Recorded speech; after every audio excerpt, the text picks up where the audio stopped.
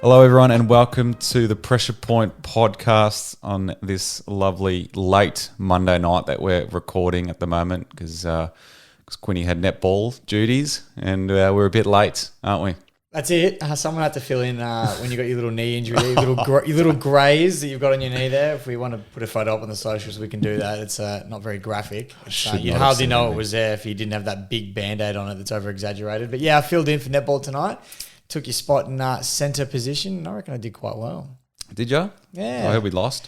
Yeah, we lost by a point. It had nothing to do with me. I was in the centre of the ground. My shooting had nothing to do with it because I didn't get to shoot. So, no, it was all right. It was a good game, though. It's a bit of fun. It is a bit of fun, a bit of Monday night fun, so mixes up the week, which is good. But, mate, big weekend of footy, though. That is what we're here to talk about. And both our teams had a win, which is fun. Absolutely. As much as I would love to sit here and talk about Will Smith slapping the shit out of Chris Rock today at the Oscars, I'd much rather talk about both our clubs getting a win this weekend. And I did not expect Richmond to come away with a win. So to sit here on the Monday evening and, have both our teams winners was unexpected, but a beautiful surprise nonetheless. It was. I thought the Tigers looked great yesterday. Really responded well after last week and missing some key players. I thought you guys did really well. Yeah, we had a lot of young guys that responded, and some of our older guys as well. Trent Cotchin was copping a lot of heat in the media. He had a really good game. He had 8 tackles, 18 disposals, I think it was. There's a whole bunch of contested and score involvements, all of it. He had a great game, I thought. And Tom Lynch was another one. He kicked 3, had about 2 assists. Yeah, great game all around from a lot of the young guys as well. So, no, very happy with how they played. And, when those guys come back in, if we can keep that kind of form, I might be bit more optimistic. Yeah, might be talking flags again, Tigerland. Flag tigers. But the big topic for the weekend and probably the biggest of the year would have to be Buddy kicking his 1,000th goal. Mate, said that right this time. You did. You got it out. And seeing the scenes with the fans running onto the ground was quite incredible. And probably we'll never see again. And for him to do it with 5 minutes to go in the game as well. It was great to see, and it looked like he was absolutely lapping it up as well. As you would though, you kick 1,000 goals, all these people in the ground, they're all there for him. I had family at the ground, and they were sitting top level.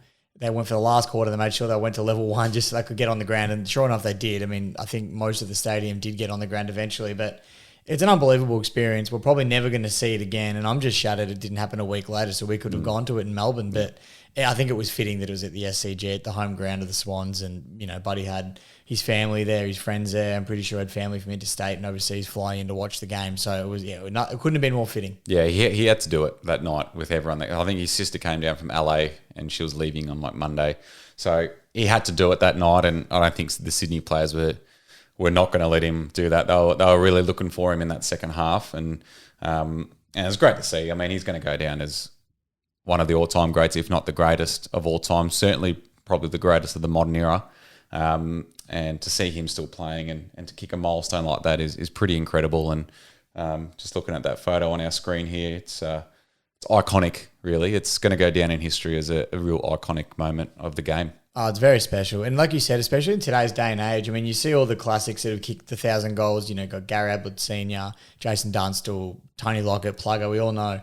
But the era that Buddy has played football in is so different to the way that they played, where the defense is a lot better now. There's zones. It's not just a one-out key forward. And he still managed to do it. Yep. And, that's the reason I say you'll never see it again, or you'll never see another 100-goal season, is because the way that, the teams zone off and all the rest of it. But for Buddy to still be able to do it in his career is unbelievable. And let's not forget, he's 36 and he's still flying. Like, he kicked 4 goals in a weekend. Yes, they were looking for him, but you're still going to put yourself in the right position, mark, and kick the goal. So I don't think he's lost a step. Yeah, absolutely. He's incredible, an incredible athlete, and he missed all of 2020, so that was one season away, and he's still, and there's probably there was seasons before that where he barely played any games during the season as well. So he's missed a fair few games over the last few years as well.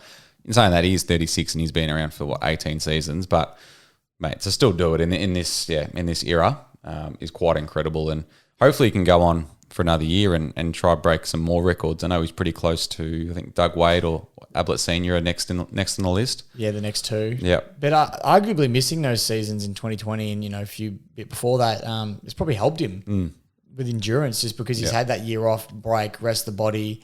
And now he's, he came back refreshed, rejuvenated, and ready to go again. So I reckon he's got one more year in him. Obviously, it just depends where his head's at and what he wants to do. But I think he could go another year easily, and the Swans would be more than happy to have him on board for one more year. Yeah, for sure. And it'd be great to see him win a flag at Sydney. I mean, that's a big reason why they got him down there for 9 years was to win a flag, and he's come close twice. So it'd be good to see him finish off. Maybe it could even be this year. They're looking that good. So it'd be great to see him finish off his career with the premiership at the Swans. Another great story, and we'll stick with Sydney. Paddy McCartan. He looks like he's slotted in really nicely into that team. Oh, he has. And I think we touched on him a little bit last week, but another great performance he had on the weekend. And he's just reinvigorated his career. Obviously, had famous troubles with his concussions at St Kilda and was number 1 draft pick back in, he was my age. The year I should have been drafted, he went number 1 instead. But he was touted to be a star, and he just never really got there with the Saints. And obviously, a bit of a heartbreak story. But to come back at the Swans, he's playing alongside his brother. He's found a new role at half-back, a little bit like your man McGovern there, but he's just slotted in so nicely at the Swans, and he's looking unbelievable. And I just think it's one of those footy stories. It just brings a smile to your face just to see him come back from what he's come back from and still play really good footy. Yeah, for sure. And Sydney have a great history of doing this with players, where they're able to transform them and get the best out of them. I mean, a lot of players have come from other clubs to Sydney that have really struggled to get a game and to struggle to fulfil their potential. And Sydney just, for some reason, they're just so good at developing these players and turning them into really solid players. So, he probably couldn't have gone to a better club, really, in terms of that development. No, they've definitely helped him a lot. And you see, maybe it's to do with the academy that they've got, that they just know how to nurture players. I know, not necessarily at a younger age, but they just have that history with nurturing players, and maybe that helps. I don't know what it is, but they've done something right at Sydney, and it's worked wonders. Absolutely. Let's move on to another big topic. Well, a laughable topic, the false alarm at the MCG. It's laughable but scary if you were at the game. I know. Imagine how scared some of those people would have been hearing a fire alarm go off during the game. Even the players as well. Just be like, what is going on? This must be pretty serious. Something you've never seen before. And then to be told it's a false alarm, geez, what a whirlwind of emotions that would have been. Would you hear some of the turnstiles weren't working properly either? So fans were trying to get out, and the turnstiles weren't turning the other way to let them out. So they had to crawl and climb over them all. Imagine if there was actually a fire. Were people panicking? Do you know? Oh, I think some people were. I remember Scott Pendlebury said the players were starting to panic when they just saw the crowds rushing out of the ground and what is happening? And the players were getting ushered into the middle of the G. Yep. What would happen if this was a serious fire, or just say there was an attack, whatever it was, right? And the MCG is burning and collapsing, and these players are all stuck in the middle of the ground and they can't go anywhere. I mean, I know it's an open space, so you're probably relatively safe there, but it'd still be so scary. Yeah. And even for the fans, especially when the turnstiles aren't working, all you want to do is get outside of the G and you can't. Would have been a spooky experience, but the false alarm has raised some eyebrows. I think it was from a large amount of steam coming from one of the food vendors, I think is what set it off. So there was something, but not to the extent of a fire evacuation. No, but I guess a smoke alarm is going to pick up that amount of steam, and it's done its job essentially. Yeah. So I mean, you can't really knock it for doing its job, but it's obviously the alarm was actually quite scary too. It sounded like one of those war alarms when they were bombing, when you hear them, in the movies and all that. It sounded like one of those. So I would have been very spooked if I was at the game. Yeah, absolutely.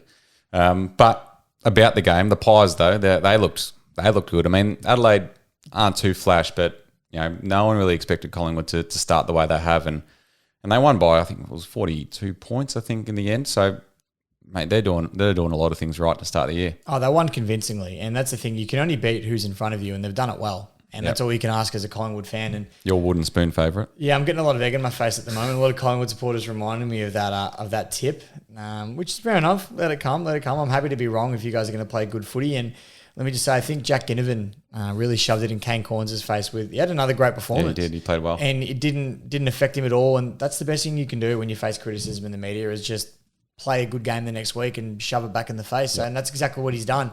And I think he's going to be a pretty handy small forward as well, which we're starting to see a little bit of a re-emergence of the small forwards this season. So I'm excited to see what he's going to bring as well. But like you said, Collingwood have just proved everybody wrong in the first 2 weeks of the season, and they're looking quite good. Yep, absolutely. Be interesting to see if they can keep it up. I think they've got Geelong this week, so that'll be a huge test for them. But so far so good. They've impressed me a lot, and it just shows what a new coach can do. They can, all the new coaches in the competition, I think all of them Well, there's three. There's three that are unbeaten. Yeah, Sam Mitchell, Craig McRae, and Michael Voss. They're all unbeaten They're so all unbeaten. far and playing great footy. So, hopefully it's not just when you get a new coach, you get that early bounce. But Flash in the pan. Yeah. So Carlton hopefully have had about 25 new coaches in the last 5 years, so you'd have more experience than many other people. Absolutely. So Brendan Bolton, case in point, David Teague. Don't think they lost a game for the first 6 games, or 6 or 7 games. So, but hopefully this time's different. But while we're on the topic, may as well talk about the flaggers from the other night. Here we go. This is all I've heard. For anybody who doesn't understand, I've had to listen to this every day for the last 2 weeks now.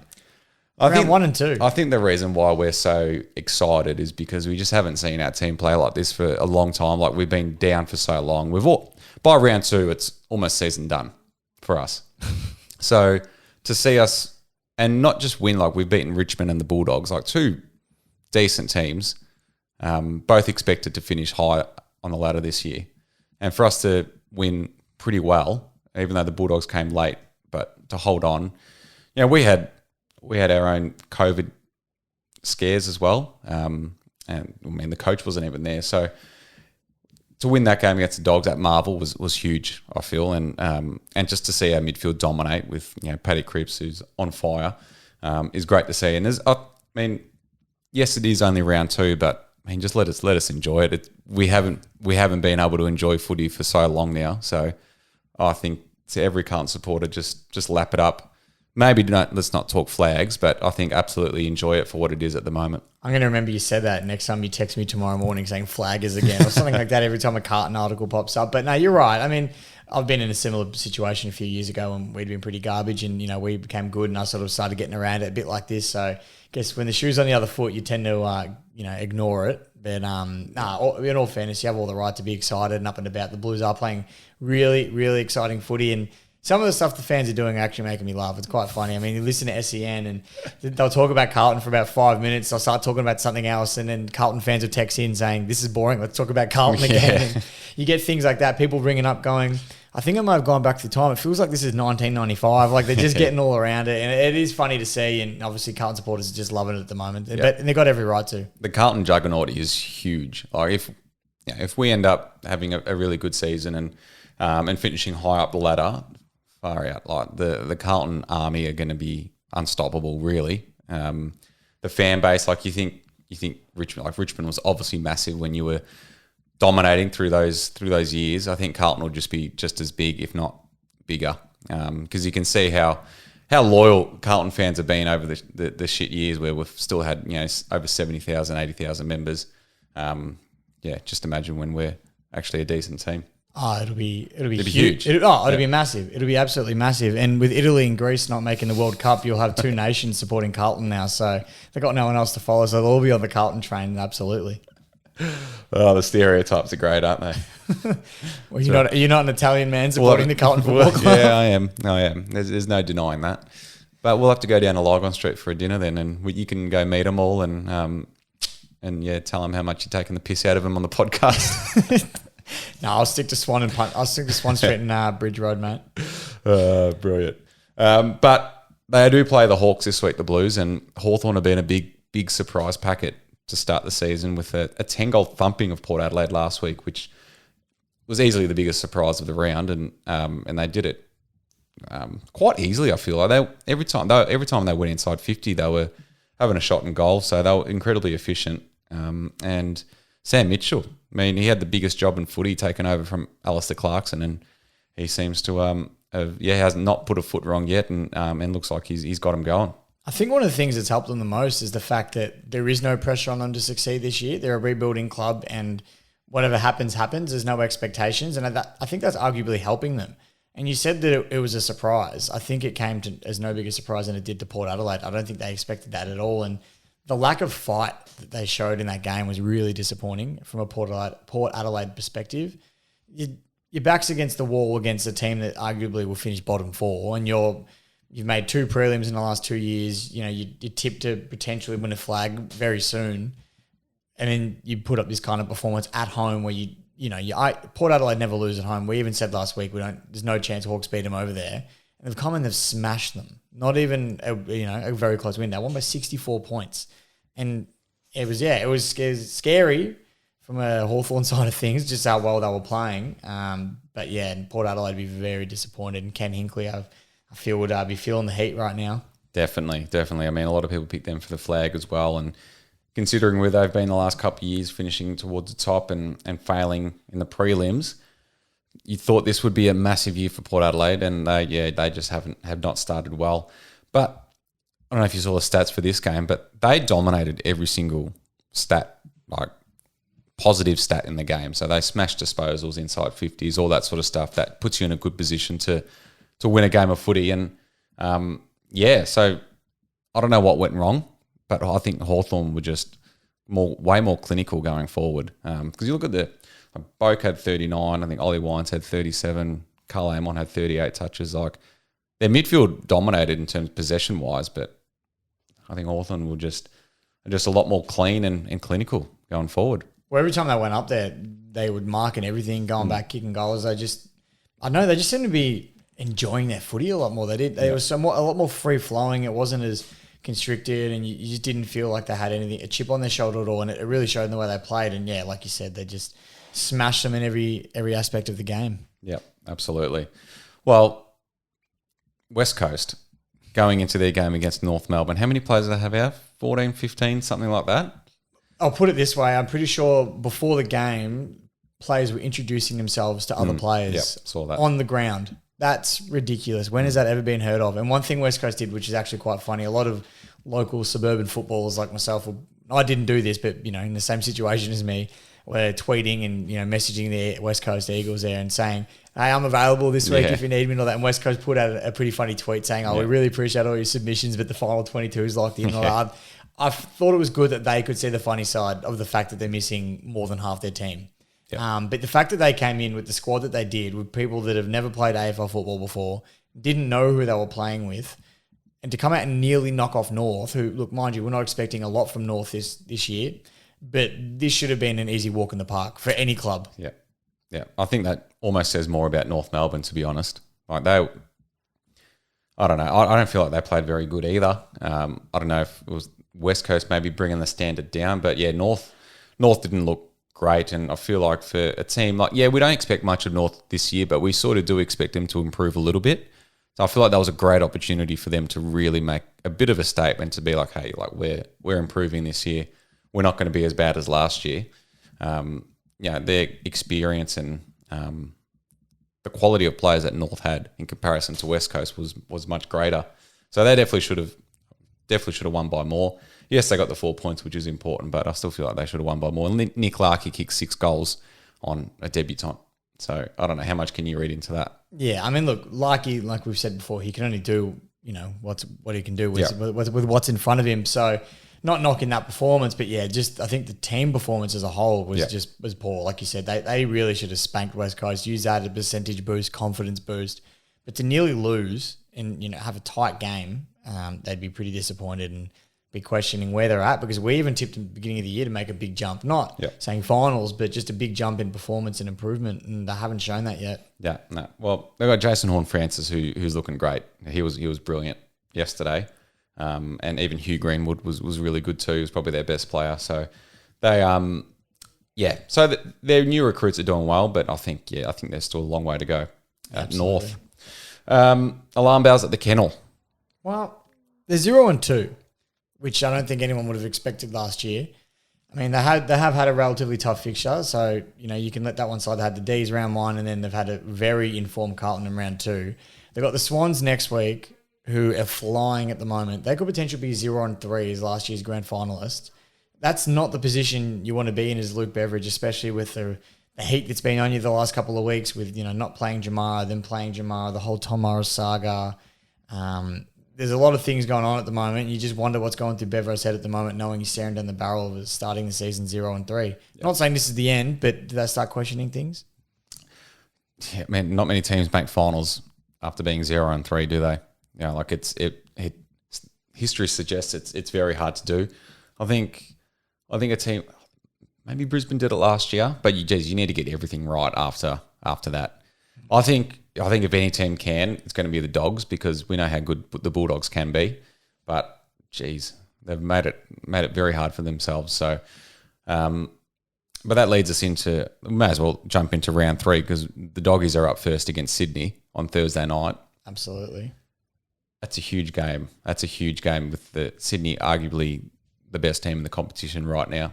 Oh, absolutely. They're flying. And I said this before, but we were both hoping this would be Buddy's 1,000 1,000 game. But I'm not going to try and say 1,000 game. Yeah. Well, you know what I mean. The big one, the big 1,000 game. Not, you know what I mean. Get stuff. But this was touted to be a massive game, and it still is just because of the matchup that it is. And both teams, well, Sydney's flying, and the Dogs are very talented, and we know that they're going to be good, or we expect that they'll still be good, but they need a win. So they're going to be absolutely firing. Home deck, I don't know. I still think they're going to lose. I reckon Sydney are going to beat them. Sydney just look too good. Isaac Heaney's in flying form. Buddy's obviously playing pretty well. Paddy McCartan, we mentioned before. Their whole midfield is shaping up really nicely. So I reckon they're going to beat the Dogs, and Dogs are going to be 0-3 to start the year. Yeah, I'm just reading here. It looks like Aaron Norton's in big doubt for Thursday night as well. So that if he doesn't play, I can't see the Bulldogs beating Sydney. Should they have brought him back on against Carlton? Because he went off at one stage and they brought him back on, didn't they? Yeah, he didn't do much either that game. But yeah, I think he went off second quarter and then came on late. But yeah, and then he even missed some pretty easy shots on goal too. So I don't know. But yeah, if he goes down there, I think it's going to make the job a lot harder. And yeah, I think Sydney, given their form, are going to be too strong. Well, I'd love to hear this from Doggies fans as well, because they'd probably have a bit more of an inside depth knowledge than I do. But they've obviously been very, very reliant on Aaron Norton and his high-flying aerial marks and goal kicking and all that, especially with Josh Bruce. Josh Bruce.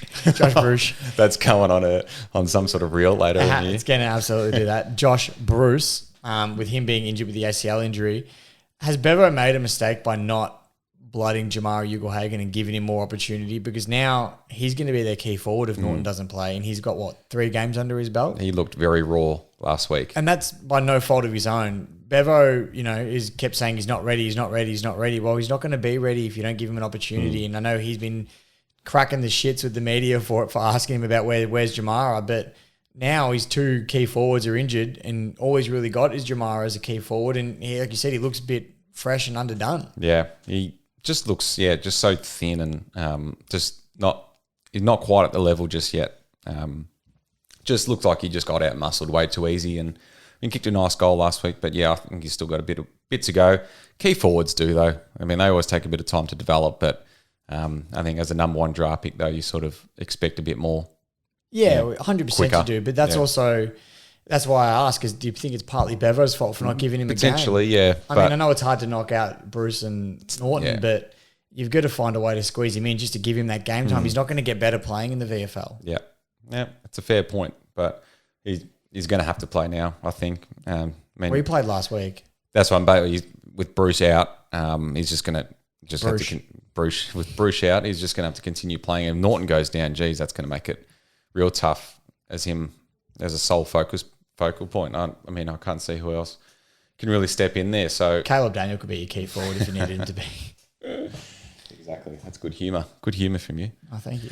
Let's move on to Friday nights. We've got Melbourne and Essendon at the MCG. Geez, the Bombers. We didn't touch on them earlier, but let's. We may as well now. I mean, they did play a rampaging Brisbane team, and they started that game off really well, Essendon, but they let themselves down with some poor skill errors and just lapses in that game. I was going to say, but there was definitely a massive improvement from the way they played against the Cats. Well, so that's not hard. Yeah, no. I mean, you didn't really have to do much to improve from that last game. But I was saying it before we recorded. I don't think it's all doom and gloom for Essendon, as everyone's sort of saying it is now. I think Zach Merritt out for 6 to 8 weeks. That's the only thing I was about to mention, that Merritt being out for 6 to 8 weeks is really going to hurt them, especially if they don't get Tip and Woody back. And I know that they're different positions, but he's still a key player in their team, an excitement machine. So it's going to be tough, but I still think Essendon are going to be better than what they've shown. I think they've just taken a few games to get rolling, and I reckon it's going to take them maybe a few more games still, because Melbourne are going to absolutely roll them this time, I think, at the G. The way Melbourne are playing and the team that they've got, I can't see Essendon getting anywhere near them. Yeah, I think the Ds will win this quite comfortably. They're looking just as good as they were last year, and Petrarca, he's in some serious form as well. So, yeah, I think the D's will win that quite easily. There's 2 games on Friday night I've just noticed. A double header. What are your thoughts on the double header on a Friday? So, but how's that going to work? So you obviously can't watch both games because Essendon are on You've at got 7. a dual screen. Yeah, but the majority of people aren't. Like, I don't know. Isn't the whole point of fixturing these days is to try not get games to clash? No, that's usually the point. Yeah, but Yeah. I think they're trialing something different and giving people the option of a couple of games. I don't know. I mean, the showdown's going to be a pretty big one. I feel like the showdown should have its own night. You did think so, yeah. And I mean, you can guarantee everybody in South Australia will only have the showdown on anyway. So that's almost a lock. But I know I'll probably be watching the showdown because you'd figure the other game isn't going to be as exciting as definitely. what the showdown will be. But yeah, it's an interesting decision to play 2 games on a Friday night. I wouldn't mind just seeing how it goes and then maybe sort of not revisiting it again if it doesn't really kick off. But interesting. But like you said, the other game it's the Adelaide versus Port at the Adelaide Oval, obviously. It's the showdown, and it doesn't really matter where these 2 teams are on the ladder when the showdown comes around. It's always a pretty even match. It's a little bit similar to, I guess, Anzac Day, Dreamtime, Richmond Carlton round 1. It's a huge game. All those big games. It doesn't really matter what any team on the ladder is. It just sort of happens to be a good game. And I reckon this is going to be another one. And, geez, the way Port Adelaide played, it wouldn't entirely surprise me if the Crows beat them. Oh, that'd be. They can't make any impact this year, Port, if they drop this. I think. I mean, the loser goes 0-3. Port can't lose this, can they? Wow. They can't. I'm just gonna go on a limb and go a bit of an outside one here. I'm gonna go the Crows. All I right. don't think the Crows have been that poor. They've got a young list. They're not looking great. But I mean, I said the same about Hawthorn, and Yep. last week they beat Hawthorn. Had beaten North, so I didn't give them too much. I'm like, you beat North, calm down. But to go to Adelaide and beat Port, I'm like, all right, now I'm starting to take you seriously, and I reckon this could be Adelaide's chance. All right. This is gonna be man. If Adelaide beat Port, Huge. I think Ken Hinkley's going to be under some serious strife. Well, he's been I there think. 10 years, made lost 2 home prelims in a row. Yeah. Hasn't made a grand final yet. I mean, where's the final straw? Yeah, exactly. So that'd be huge if Adelaide do get up, and geez, the media the next day will have a feast on them, especially in South Australia. So that'd be interesting. But Wonder what Cornsey says about that. yeah, be very interesting to see what he does. Absolutely. But yeah, that is the double header on the Friday nights. Saturday, so there's no Saturday Arvo games. So the first game on Saturday is Saturday Twilight, GWS and the Gold Coast Suns, which is an intriguing game, this one, I feel like. GWS are 0-2, Gold Coast are 1-1, and they didn't look that bad against Melbourne last week, Gold Coast, did they? No, I think it was only 18 points or something they lost by. It was actually quite a close game, and they put in a massive performance. Took Miller again, just dominating the competition. If the Suns had King still playing for him at the moment, they'd be a whole other threat altogether. So you know who's Chol is playing really well for the Suns. And I predicted he would, especially when King went down and he was going to be one of their sole targets. I had a good feeling that he would play good footy because he did that when at Richmond before as well, when we had injuries and he needed to step up. He did a lot of the time. He actually plays worse when he's got other talent around him, which is funny to say, but I think he doesn't mind the pressure being on him. So he's been playing good footy as well, but I don't know. You'd think the Giants would be looking for a massive response here. That they're a better team than what their record shows for the season. It's only 2 rounds in, but they're 0-2. They wouldn't expect it to be that, and came up against a really good Sydney outfit in round 1, and then I don't know how they lost to Richmond this weekend, but they did. So they'll be looking to bounce back, home ground. I'm tipping them. I can't see them losing, but yeah, the Suns are going to be pretty dangerous, so nothing to be taken lightly. Yeah, for sure. I reckon it's going to be a really tight game. I think GWS just because they just need to get a win on the board. They're too good for what they're doing at the moment. So I think but it also wouldn't surprise me if the Suns got up as well. They've been very impressive to start the year. So Stewie Drew's been doing something right in the offseason. Yeah, it's good. I'm glad. Like, I hope they do well. They need it. AFL needs it. So. But yeah, I think Giants just for mine. Saturday night, we've got Collingwood and Geelong at the MCG. This is going to be a good game considering the Pies, hot start. Absolutely a hot start. And this has always been a big game, Collingwood-Geelong. It's always a bit of a rivalry. I feel like it goes unnoticed and a little bit under the radar when it comes to big rivalry games. These were the 2 big dogs in, 09, 10, 11, 12, like through that period. Yeah, that was exactly right. They were the ones. So the rivalry still, carried through, and it's always a good game watching these 2 play. And Collingwood's in good form. They're 2-0. Geelong are in pretty decent form. Obviously had the loss to Sydney on the weekend, but had a massive win round 1 against the Bombers. So it's going to be a great game. You got to go Geelong just for their pure experience and where you expect them to be this year. But Collingwood as well, just, are exciting to watch at the moment, and you never know. But I'm going to go Geelong. Yeah, Geelong as well for mine. But yeah, if the Pies get up here, geez, I think the Blues fans get excited. I think the Pies fans will be very excited if they can knock off Geelong and go 3-0. But can't see it happening. I think the Cats will be too strong. The other game on Saturday night, we've got Brisbane and North at the Gabba. Brisbane. Yep. Do we even touch on this one? I want to make a point of pointing out. I do this occasionally when the odds are crazy, but the sports bet odds here on the AFL website have the Brisbane Lions at $1.08, North Melbourne at $8. That's ridiculous. I don't remember the last time I saw a team at $8. That is a lot. That is huge. Well, although it would have been interesting to see what Hawthorn were paying last week against Port. Yeah, that's true. But I think we did mention it potentially in the podcast last week. That may have been the game that you brought up, I reckon, last week. I think it was, because remember we gave them no chance in Adelaide. So we've eaten our words before, but Brisbane looked too good at the moment, especially with Lockie Neal. Back to his best. Was unbelievable. And it begs the question, and it's something I wanted to ask you about as well, and I may as well bring it up now. Do we think it's time to bring back a tagger? And I'm not talking a full 4-quarter tagger like a Ryan Crowley, like he used to do, or a Matt DeBoer in his prime. I'm talking, you realise that a player, Lockie Neal, he's had the first half dominated. Let's get someone on for a quarter just to cool him down, ice him off a little bit, limit his influence for 1 quarter, break his confidence a bit, and then have that player come back. I still think there's a place for a tagger in our game, because you've seen individuals dominating. Petrarca, Oliver, Dangerfield did it against the Bombers. Lockie Neal did it against Cripps. You're mouthing something at me. I didn't know what. Cripps, yes. I was hesitant to say Cripps because I knew that the table would lift on your end. But they're dominating the comp at the moment, these guys, and no one seems to be tagging them. Insane Cripps, though. I feel like Cripps is untaggable. Untaggable, correct. I feel like he's untaggable. He's too big. Yeah, he's too big, too strong. There's not much you can really do to stop him. Got some pace now as well. He's got that breakaway speed. Oh, if he's full pelt, you're not catching him. Yep. Or you can catch him, but you're not really going to be able to drag him down. And you look at most of his possessions; a lot of them are contested, and they're in contested situations where he's getting dragged down, but he's just able to. His hips are strong. He's able to stand up and get the handball off. So maybe not so much Cripps, which is why I wasn't going to mention him. But you had to throw him in there. But all these other guys are dominating comps, and I reckon there's still a place for a tagger in our game. Would you agree? Oh, I definitely. I mean, if an opposition player is dominating you, like a midfielder is, you got to send something. You can't just let it happen, can it? Well, teams famously don't tag. Like I know the last few seasons, Richmond go, we don't tag. Yeah, we don't tag. I know, but still. But then 2017, to go back, but 2017 grand final, Rory Sloane starts killing us in the first 2 quarters. We put Jack Graham on him. You didn't see him for the rest of the game. It works. You don't need a full 4-quarter tagger. Yeah. Just throw someone for a quarter or 2 just to ice them off a little bit, cool them down, limit the influence, and you're off again. So I still think there's a place for it in our game. Yeah, I agree. I think maybe not as regularly, but I feel like there should definitely be some moments where there is one for sure. And I'd be looking at hiring Ryan Crowley as a tagging coach. He did a very good job. He did. Remember Aaron Joseph? Ooh. Speaking of. He kept Gary Ablett Jr. quiet a couple of times, which is bizarre.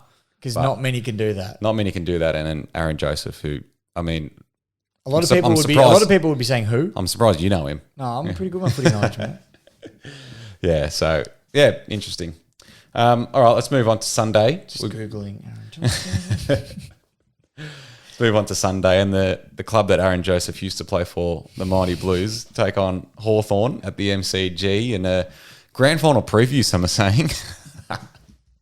Grand final preview, you reckon? Oh, geez, so I got distracted for half a second. A grand final preview is what they're saying in the papers, correct? I don't know what paper you're reading, mate. That's bizarre. But no, it's going to be a great clash. There's a lot of excitement around this one. I've got a few mates that are all heading to the game, half of Hawks, half of Carlton, and they're just pumped about what this game could bring, because from what we saw last week with Hawthorn and what we've been seeing from Carlton have been doing this through the preseason as well, so you've kind of expected it, but could be in for a real rip of a game here. Yeah, I think it's going to be a great game. I'm glad Hawthorn have come in with some good form to this game, because it means we're not going to take them lightly, as some teams might, and it's a genuine contest, this one, I feel. So it's going to be really good. Won't be able to make it this week, unfortunately, which is a shame because I think it's going to be a great game, especially at the MCG as well. Footy's always better at the G, as you like to say, and like every other Richmond supporter says. So it's going to be good, and I think we'll go 3-0. I think we'll beat the Hawks. Yeah, I reckon you will as well. I don't see Hawthorn beating you with the way you've been and the way your midfield's looking. Your midfield's just too big, too strong. Chera should be back. Chera's back this week. Chera. Liam Jara. Too soon for Jara jokes. But yeah, Chera's back and Voss is back. Will be back. Yep.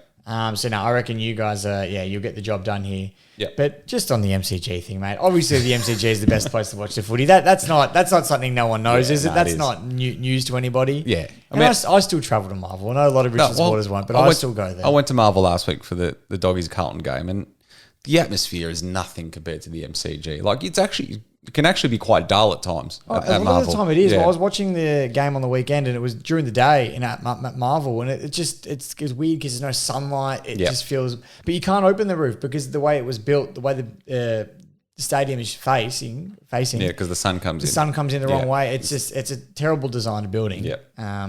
Which is no surprise. Well, it is a building. It's a structure. Which is probably why a lot of people don't like going because the atmosphere is just not the same there. Yeah.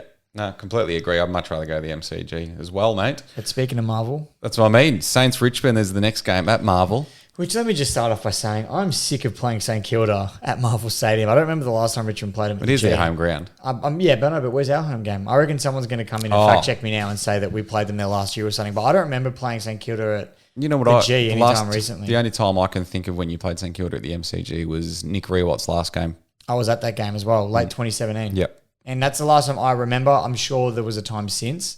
But I feel like every time we play St Kilda, it's always at Marvel. And I'm sick of it because they're our bogey team and they're good at Marvel. Yep. And they always roll us. So it's going to be a good game, though, because both teams are similar record at the moment. No, the same record at the moment. Yep. So we're both looking for a win to sort of break clear from each other. And I don't know if Richmond can get some players back like they're talking. I think Prestia, Jack Rewalt, and there's one more, Grimes, are all going to be back. I'm going to give us the win for this one, but yeah, you never know. Could be interesting. Yeah. I think the Tigers will win as well. The Saints were impressive out in the West last night against Freo. They started off pretty poor, but they really came good in that second half. So Max King was dominant, which was good to see. We kicked 3 goals in 2 minutes or something like that, I think it was. So it was unbelievable. Well. Even Jack Higgins responded really well. They almost kicked themselves out of the game, St Kilda, and I was a little bit worried on their behalf. Then I thought, they have every chance of getting all the opportunities and they weren't converting, and Freo just started kicking away, and I thought, oh boy, here we go. Another big loss of the Saints. But no, they responded really well. They bounced back and they got the win. So they're going to be dangerous come next Sunday afternoon, but I think I'm going to give it for the Tigers. Yeah, Tigers for me as well. And then the final game of the round, we've got the Western Derby. They say Derby, we say Derby. I don't know, whatever. Who knows? Palmy, it's all the same. Tomato. West Coast and Freo. This is going to be, I don't know how many players West Coast. Surely they'll get a lot of their players back this week if it was only for the 7-day isolation. They should have some. They should have a lot of them back, you'd imagine. Yeah. But one player I did want to talk about, which I forgot to before when we spoke about it, was Jack Darling. It was Paul. He looked a little bit underdone, and I saw a tweet that said this, so I'm going to repeat it, but if only there was a way he could have been there the whole preseason to catch up to speed with everybody. Is this going to come back to bite him now where he's lucky that West Coast don't have a side at the moment and they kind of have to play him, but if they were a full team and he plays like that, he's not getting picked. Yeah. So, I wonder what the decision was there to change his mind to get himself vaccinated to play footy. There's obviously things that happened and we don't need to get into those, but, he looked underdone. He didn't look ready, and it just makes you wonder, was he even training and away from the club? He was doing his own stuff, but not the same, is it? It's never the same. You're not getting, that competitiveness that you get at training and those bigger bodies, and you're not going to just find randoms on the street to just contest with and take contested marks against up forward. So it's never the same. But yeah, he looked a bit underdone, and it just makes you question his decision a little bit, doesn't it? Especially deciding to come back right before the season started. Yeah, exactly. They were almost a player down with him yesterday. He was doing absolutely nothing. But we know he's a superstar as well, so he'll hopefully bounce back from that. But I think Freo will win this one, and they'll be really disappointed with their loss over the weekend as well. We said it last week. Freo aren't going to lose too many away from Optus. I don't know this is the derby, tomato, whatever it is, but they're going to beat West Coast. You'd have to imagine. The West Coast team that got in, they're going to beat them. So, Freo for me. Freo for me. All right, that is round 3. Again, really exciting, and there's going to be a lot of stories out of that round, I'm sure. But let's get into your segment, Cry Me a River.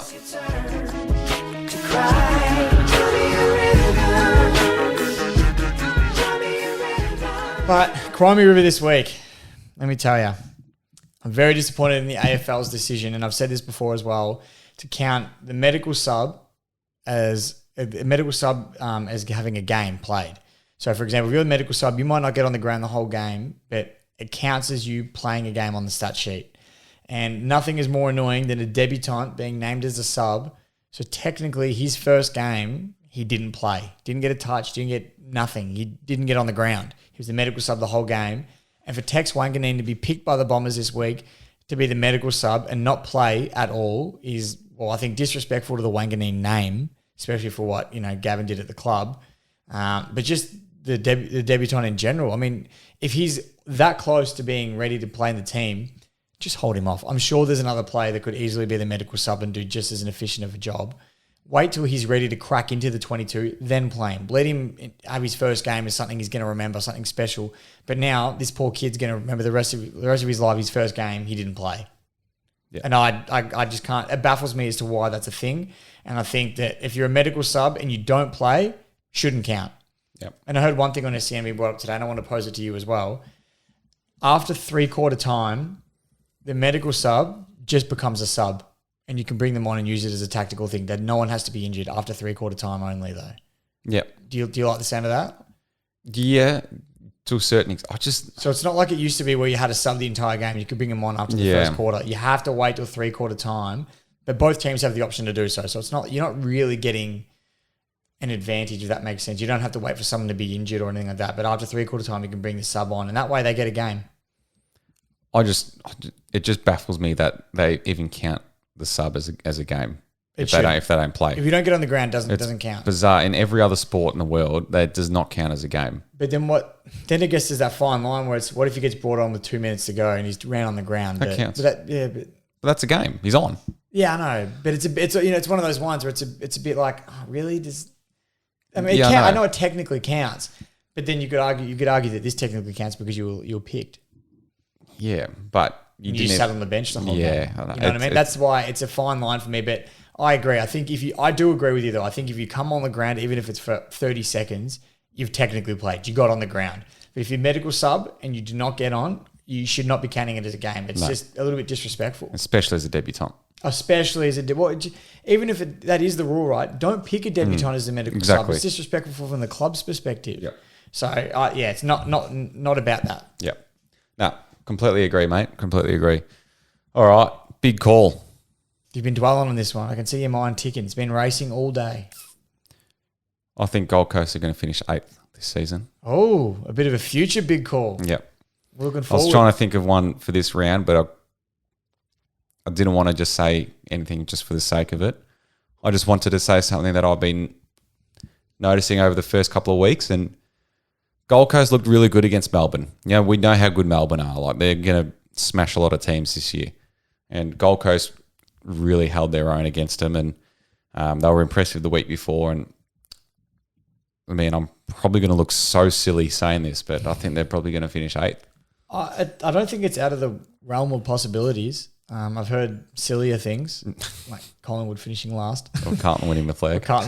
That's definitely a silly one. But look, I don't think it's out of the reach of possibility. I think it's definitely a chance to happen. And I mean, if King was playing, you'd say even more so, but I still think they can probably get it done as well. So, no, I'm loving your big call. Yep. Don't necessarily agree, but I do love it. I mean, it might not happen. It probably won't happen, but I feel it's like a big call. It will happen. Gold Coast always start the season well, so that's what I'm cautious of. Yeah. But I feel like they've got some unbelievable talent there, and they're developing. Like, they're a bit more mature now than they were a couple of years ago. So I feel like they will. 8th, no higher than 8th. 8th, that's it. All right. That's it. That's my big call. That's it. Huge. We love it. All right. Another big call, another big week of footy. And that is us. That is us done. Yeah, huge. We love it. Footy's back. I'm like I was thinking about this the other day. I'm actually this time last year, I was genuinely lost a bit of love for footy. It makes such a big difference when your team is doing well, does it not? It does. It does. I actually haven't enjoyed footy over the last few years as much as I used to, just purely because my team's been so average. But in these first 2 weeks, I'm like, holy shit, footy is that good. But I do also, I mean, obviously winning is the best feeling and nothing beats it. But I do think there is something really special, and not many there are a lot of fans like it, but probably the majority aren't. And I feel like you and I are in the category that are, but at the type that we know we're probably going to go watch our team get spanked, and we still rock up and watch them anyway. And we just torture ourselves. But there's something more beautiful than that. And then getting to that stage where you start winning because you just appreciate it 20 times more. Yeah. And I think there is something definitely beautiful in that. So despite seen Carlton and me with Richmond be shit for a long period of time, seeing them finally climb up the ladder and the ranks and play really good footy, it's something pretty special. Yeah, for sure. Yeah, and hopefully it can continue throughout the year because it's been a bloody good first 2 weeks, that's for sure. But yeah, make sure you leave us a review, rate us. Spotify has the rating system now, so make sure you leave us a good review on there. Subscribe to us on YouTube. Or a bad review, be honest. I mean, yeah, we can do whatever you want to do. We'll delete it, but be honest. Just give us any sort of feedback. That'd be great. Tell me I'm off my head by picking Gold Coast to finish 8th. Tell me I'm better looking. We know it. I mean, everyone knows that. But yeah, and to see how good looking Quinn is, make sure you subscribe to us on YouTube, follow us on Instagram, all that sort of stuff, Twitter as well, even though Quinn forgets to post on there sometimes. But yeah, make sure you look us up on all them, share them with your friends, and we'll chat after round 3.